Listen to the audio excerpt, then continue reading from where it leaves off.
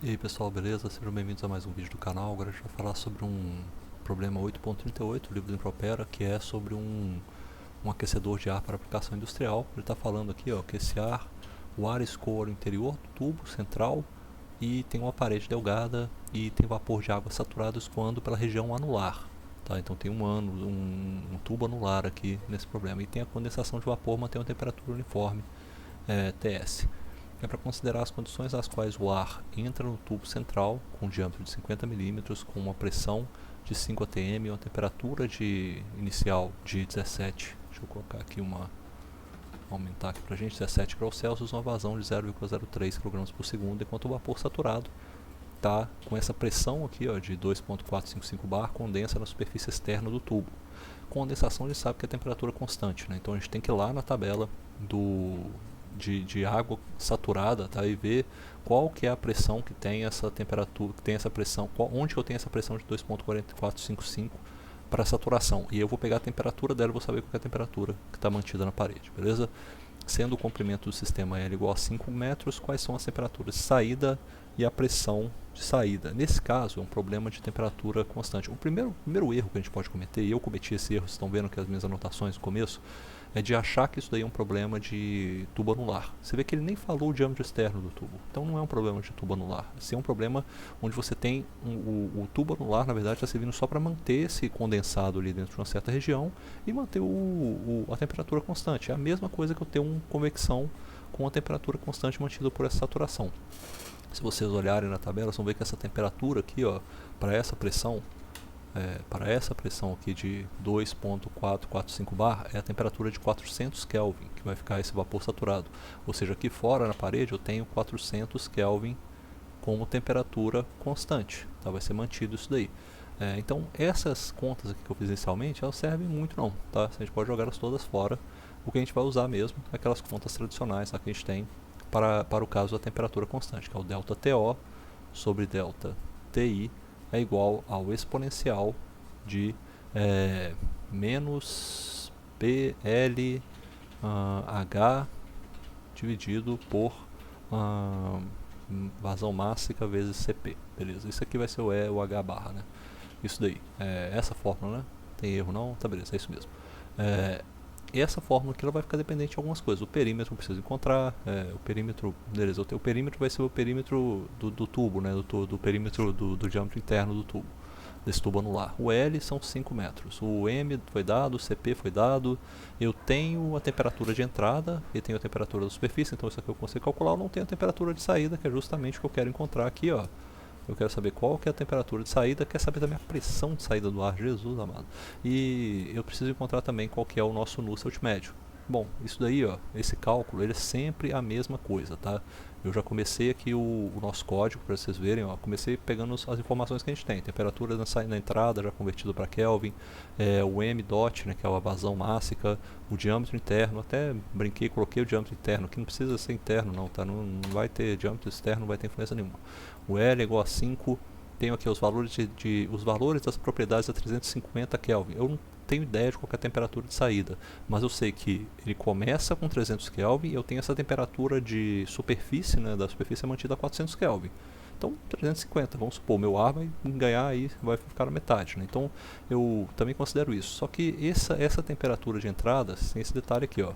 A temperatura de entrada, ela está dada com uma temperatura de entrada igual a, cadê? A 17 para uma pressão de 5 atm. Então isso aqui tem o seguinte, é um pulo do gato, tá? A pressão, isso aqui a gente vai considerar como gás ideal, a pressão é igual a ρRT. Se por algum acaso a minha pressão agora, ela vai ter uma densidade 1 nessa temperatura, se eu multiplicar essa pressão 1 agora é 5, eu vou considerar na verdade isso aqui, ó.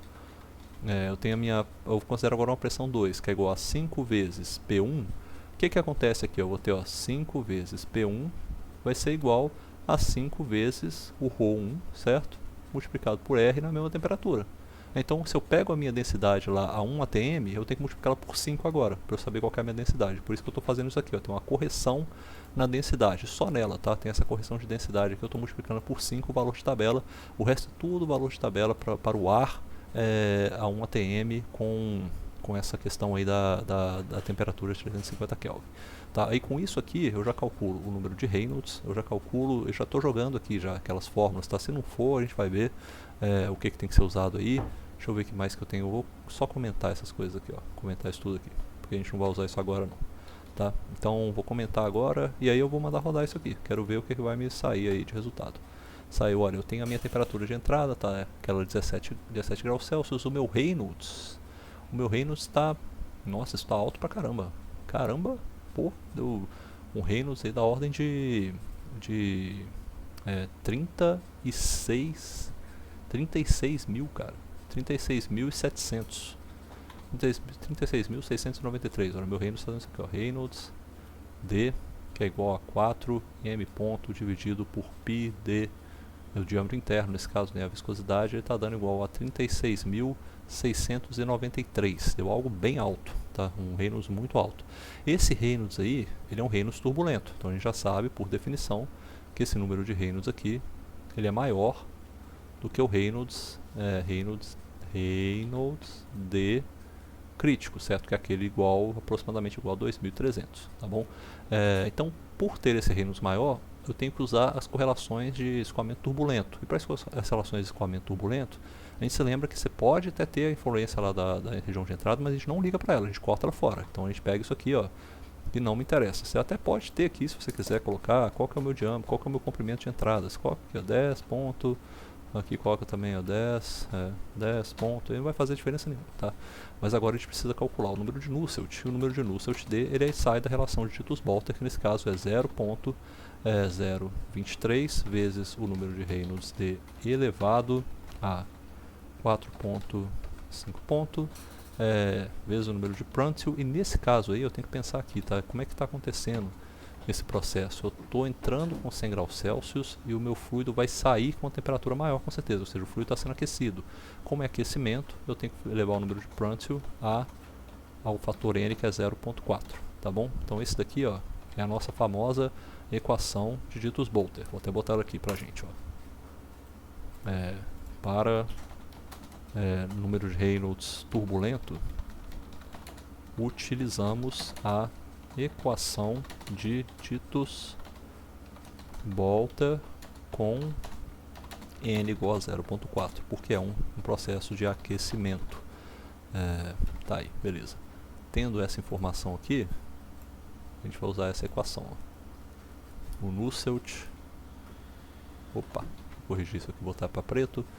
O Nusselt D é igual a 0,023 vezes o Reynolds D elevado a 4 sobre 5 vezes o Prandtl elevado a N a 0,4.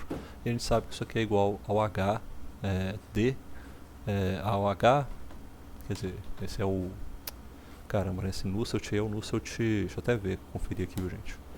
Esse é o Nusselt local. O Tittus-Bolter nos dá a equação do Nusselt local, se eu não me engano. Deixa eu ver aqui. C2, região de entrada.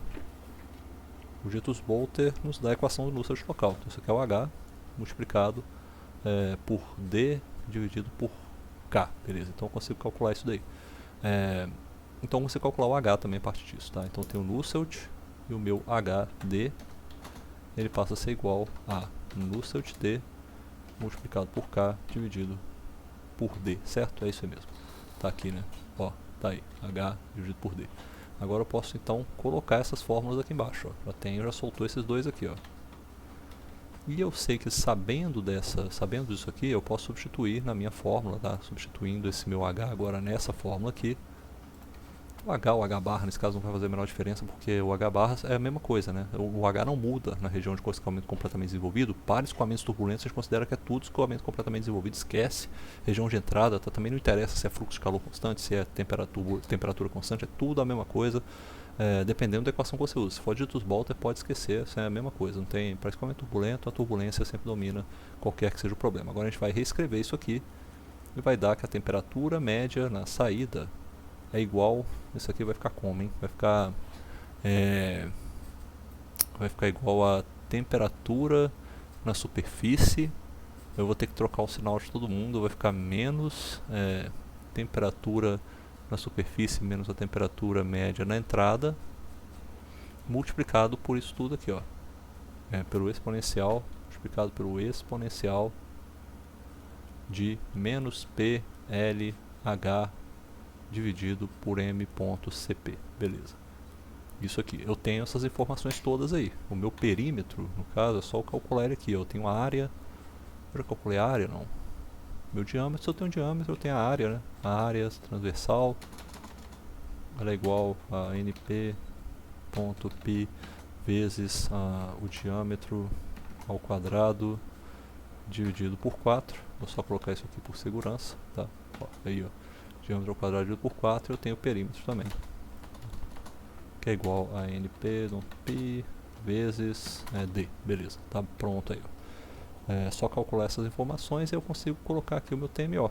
A temperatura na saída é igual a temperatura na entrada menos TS menos TMI. Deixa eu ver aqui se está certo isso. TS, né? E aqui, isso aqui, olha, era TS menos TMO. Aí eu jogo o TS para lá, vai virar menos TS. Multiplico todo mundo por menos 1, isso aqui vira menos. Vira mais, na verdade, esse TS aqui. Então vai virar TS, na verdade. TS menos TMI. Isso aqui multiplicado pelo np.exponencial de P vezes L dividido por m dot vezes CP. Isso aqui tem que multiplicar pelo H também, multiplicado por HD. É isso aí. Então, tendo essas informações aí, ó, eu consigo calcular o TMO também, a temperatura média na saída, tá? Então, tá aí, ó, TMO. Eita, nós, NPπ tá onde isso aqui? Eita, nós, escrevi tudo errado aqui, ó. NP, aí, ó, agora vai, tá?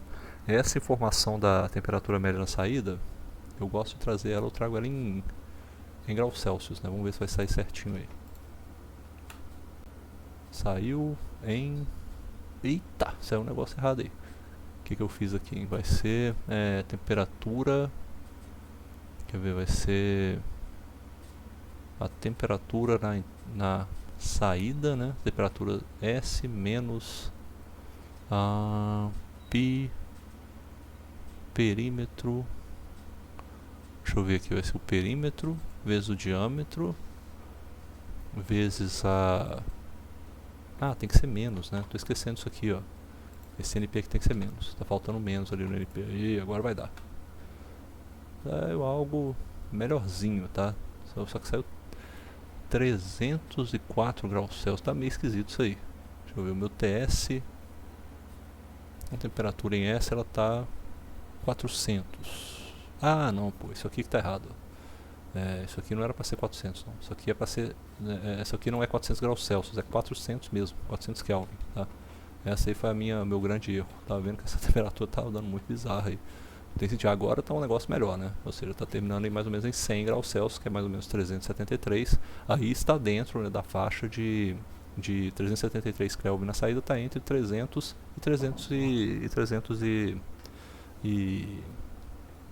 e 400, né, que seria a temperatura de superfície do fluido. Nesse caso aqui, então, faz sentido que a gente tenha essa temperatura, a temperatura média do fluido interno no final, na saída, seja 99 graus Celsius, tá? Essa condição aqui está condizente com a física, está condizente com a realidade. A gente pode calcular também, se quiser, o Q, né? Q é igual, vamos botar Q é igual a, agora eu posso usar o m dot vezes CP vezes o TMO menos o TMI. Isso aqui pode estar multiplicado agora pela área também, né? Pode estar multiplicado pela área. Na verdade vai estar multiplicado por P pelo perímetro vezes L. Isso aí. Então vai me dar exatamente essa quantidade de energia que foi trocada aí. E aí eu vou descomentar esse Q aqui que já ficou do último exercício.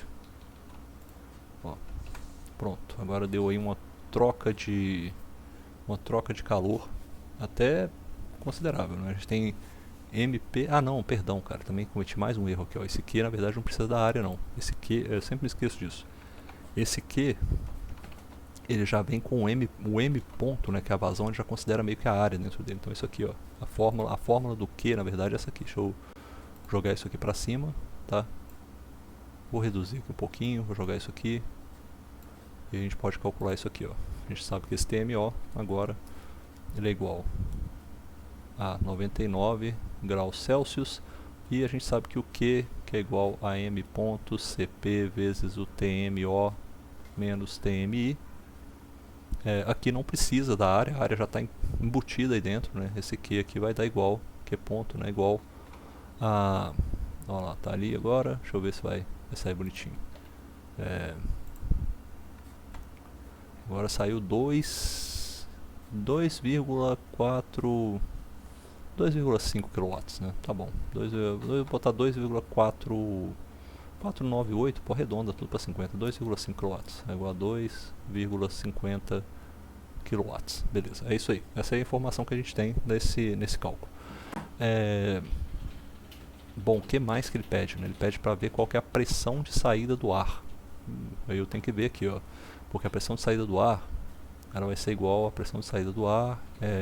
Botar assim, a pressão de saída, PO, é igual a ρ na saída vezes R vezes T, vezes a temperatura média na saída, certo?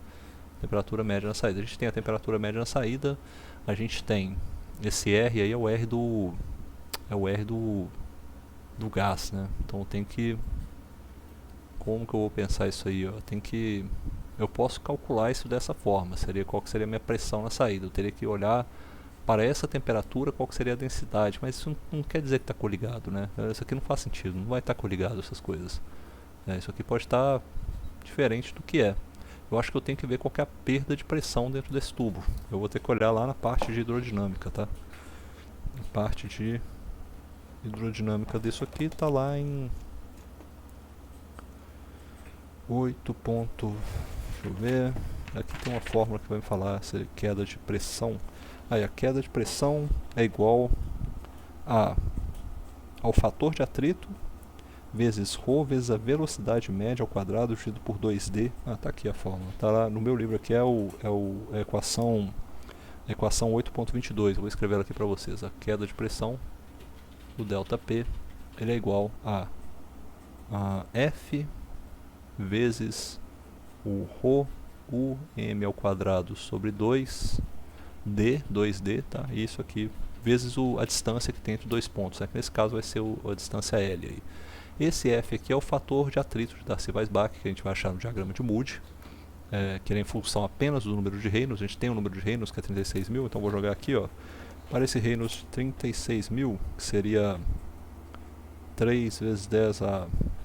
Aí é 3 vezes 10 a 4, né? Vou botar 4 vezes 10 a 4, tá? Na verdade aqui é 10 a 4, 4 vezes 10 a 4, se eu considerar que é um tubo liso, vai ser mais ou menos aí 0.022, tá? Mais ou menos isso. Eu vou considerar aqui que esse F considerar que esse F aqui, ó, é aproximadamente 0,022.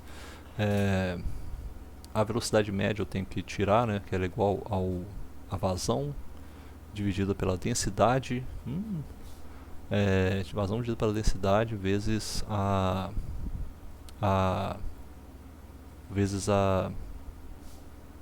área, né, a área da superfície, a área de cross section dele, né.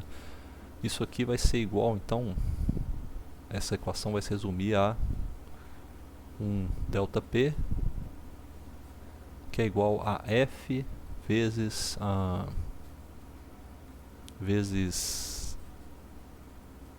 o ρ vai cortar, né? Vai ficar então m ponto ao quadrado dividido por ρ AC ao quadrado vezes L dividido por 2D. Dividido por 2D. É isso aqui. Bom, acho que nesse caso vou ter que utilizar, né, essa densidade aí, vai ter que ser utilizada a densidade. Eu queria escapar da densidade porque a gente meio que está considerando o que é a densidade. Eu não tenho outra densidade para usar, né? A minha densidade aqui ela deu 5 ponto alguma coisa lá. A minha densidade aqui ela dá 5 vezes isso aqui. Só que a gente não tem outra densidade para usar. Eu vou ter que me reservar o fato de que a gente está trabalhando com fluido incompressível, tá? Então a minha densidade aqui ela vai ser a mesma. Então vou fazer isso aqui, na verdade. E aí eu nem preciso pensar nessa fórmula aqui, não. Vou calcular o U e aí eu vou ficar com a fórmula aqui. Então eu vou calcular o M. Ó, o M é igual a M dot dividido por ρ vezes a área, tá? Vou usar o mesmo ρ então. E aí eu tenho que esse meu dP é igual a um fator de atrito, que eu vou utilizar esse fator de atrito que eu já observei ali. O fator de atrito é igual a 0.022 multiplicado por ρ vezes o M elevado ao quadrado. Opa, ficou um negócio aqui maluco. É isso aqui dividido por 2 vezes D. Tem alguma coisa que é multiplicado depois? Comprimento. Vou multiplicar o comprimento aqui, ó, vezes L vezes. Não tá aí. Essa aí é a fórmula que a gente tem. A minha diferença de pressão, então, vou achar então qual que é a pressão na saída. A pressão na saída, ela passa a ser igual. Isso aqui vai dar em ATM também, né? Em ATM. Será que dá em ATM, cara? Essa diferença de pressão aqui, ela vai me dar uma unidade de... Olha, é energia, né? Ela vai me dar nessa unidade aqui, ó. Essa diferença de pressão que eu estou calculando, a unidade dela vai ser essa. Vai ser...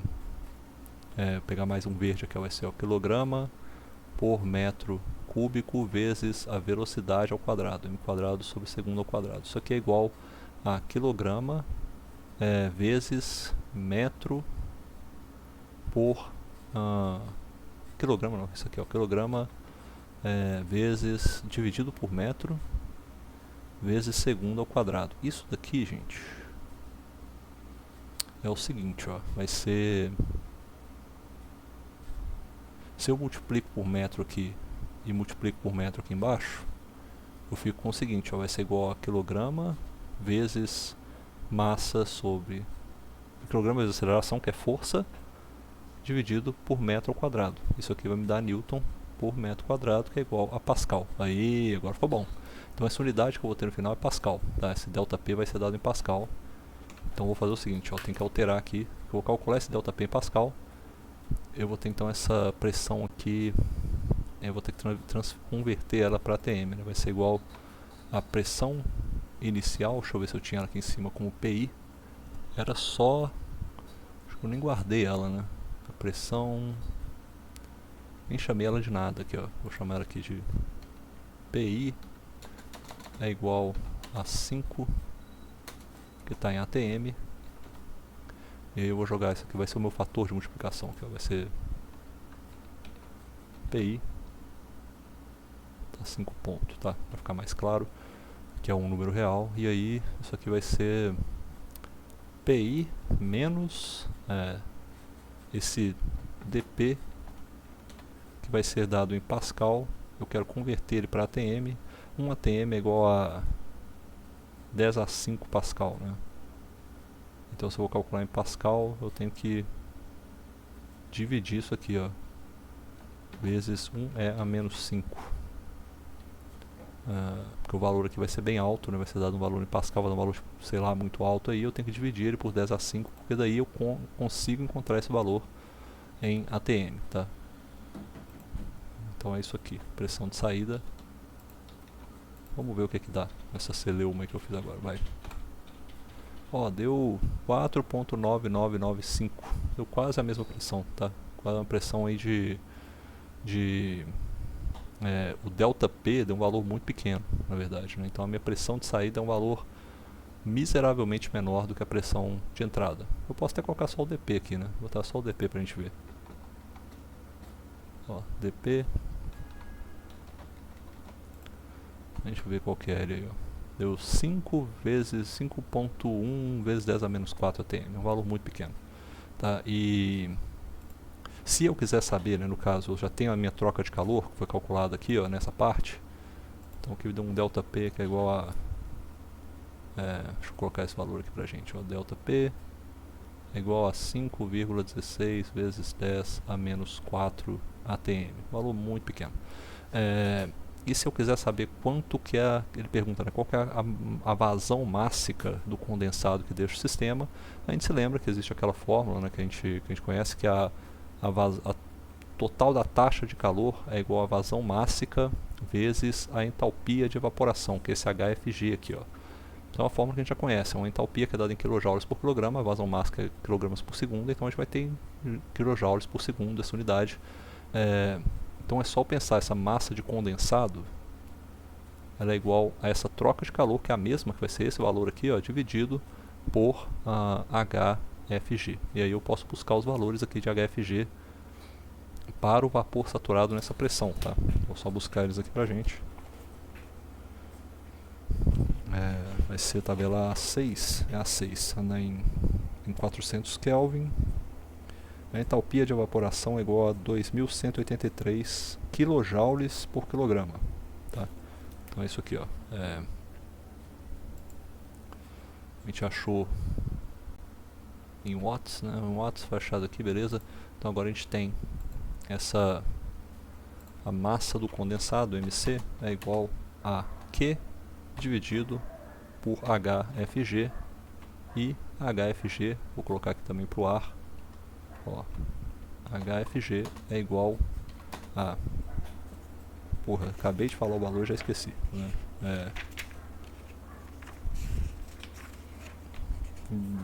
Tá aqui 400, 2183 kJ por quilograma. 2183 é a 3, porque deve ficar em joules, né? E a gente pode trabalhar com isso aqui em joules.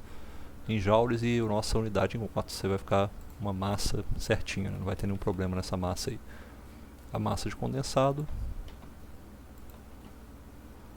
deixa eu ver aqui, vai dar MC quilograma. Eu tenho a minha massa de condensado, que ela é igual a, deu pouquinho, hein? Caramba, deu 1,14 vezes 10 a menos 3 kg. Deu pouquinho, deu muito pouquinho de condensado que sai. Vou botar aqui, ó, igual a 1,14 gramas por segundo. É a nossa vazão mássica que a gente tem de condensado sendo formada aí no final. Tenho essa vazão mássica porque eu tenho essa transferência de calor, eu tenho a minha entalpia de evaporação que depende do meu condensado. Tudo aí foi calculado nessa folha única. Que beleza, rapidinho. Um abraço, pessoal, até mais.